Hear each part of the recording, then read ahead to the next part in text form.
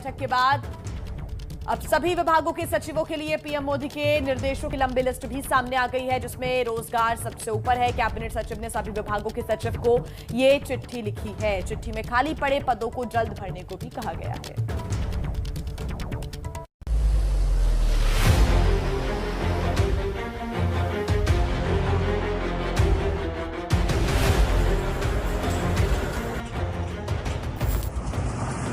सरकारी से लेकर निजी क्षेत्र तक में ज्यादा से ज्यादा रोजगार पैदा हो सके, इसके लिए मोदी सरकार एक्शन में आ गई है। 3 तारीख को खुद प्रधानमंत्री ने तमाम सीनियर अधिकारियों के साथ बड़ी बैठक की थी।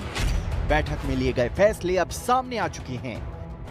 यही वो 3 पेज की चिट्ठी है जिसे कैबिनेट सचिव राजीव गौबा ने सभी विभागों के सचिवों को जारी किया है और ब्यूरोक्रेट्स की पूरी टीम को प्रधानमंत्री के आदेश से अवगत करा दिया है। 3 अप्रैल की बैठक में मौजूद अधिकारियों से पीएम के निर्देशों का पालन करने की अपील की गई है। इस चिट्ठी में कैबिनेट सचिव की ओर से प्रधानमंत्री के 16 सबसे अहम सुझाव का जिक्र है, जिसमें सबसे ज्यादा जोर रोजगार पर है।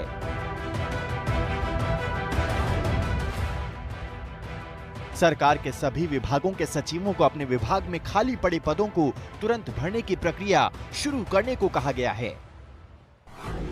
चिट्ठी में पीएम के उस सुझाव को हाईलाइट किया गया है कि जिसमें पीएम ने रोजगार पैदा करने को सरकार की सबसे बड़ी प्राथमिकता बताया है।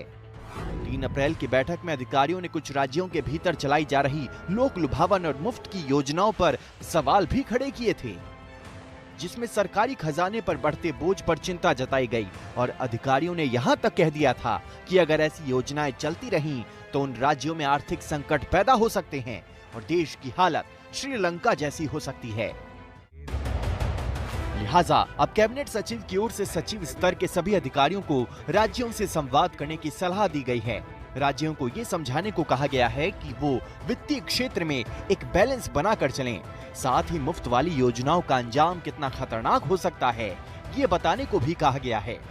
इस चिट्ठी के जरिए पीएम मोदी के उस संदेश को बार बार दोहराया गया है कि पूरे सरकारी तंत्र को अलग अलग नहीं